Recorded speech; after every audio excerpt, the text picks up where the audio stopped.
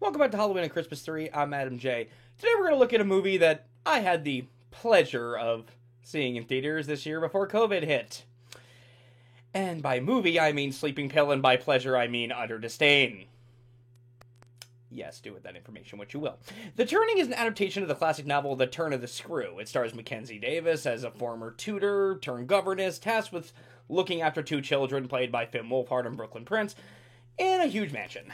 Now, if you've ever seen any horror movie or show revolving around a huge mansion, you pretty much know the drill here. A boo scare here, a boo scare there, everywhere, a boo scare. Yeah, that's pretty much what you're in for with this. The Turning, honestly, in all honesty, The Turning is a movie that feels dead set on really just not giving a shit. Apparently, this movie had a bad production history, a lot of conflicting visions, and that tracks watching this film because I'm not even sure how this got greenlit. There had to be numerous changes and notes during production because I have no idea what the fuck this movie was.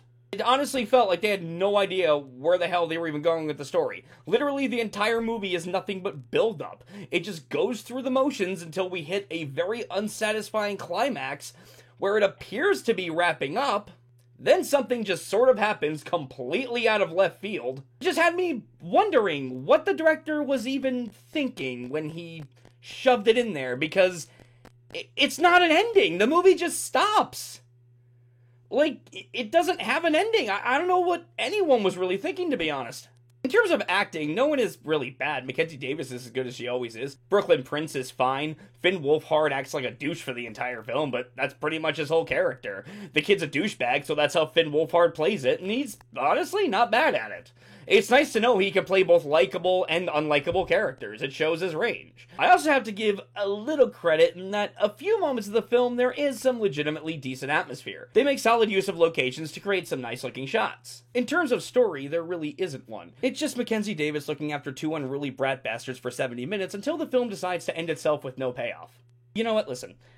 I know I'm kind of beating around the bush with that, so I'm not even recommending this film. I really don't have a lot to say about it, so I'm just going to reveal my rating and then spoil the ending. The Turning gets a D-. The only thing keeping it from getting an F is that Mackenzie Davis pulls in a solid performance. That's pretty much the only reason. If it wasn't for that, the movie would be one of the easiest Fs I've ever given. So, spoilers for the ending here. Mackenzie Davis gets the kids in the car and drives away from the house, and you think this is the ending. In all honesty, it still would have sucked, but it would have at least been conclusive. It would have at least been an ending.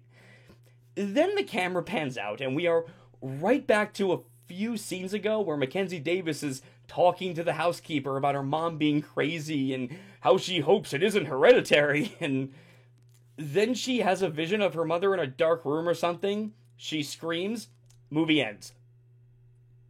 I am not even kidding. That is exactly what happens. Now, I think the movie is trying to say that all the good moments between her and the children, because there were a few, never really happened, and that she was just nuts the whole time. If this is the case, then fuck this movie. We saw the ghost at the beginning of the film attacking another nanny. We know she isn't just crazy.